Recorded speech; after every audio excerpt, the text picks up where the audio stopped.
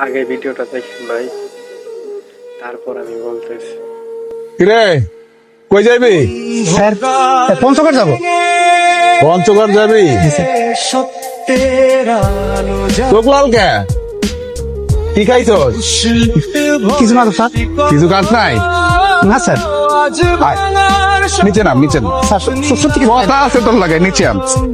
আরে দাও ল। আরে ভয় পাইস না, ল। কি আছে? বল।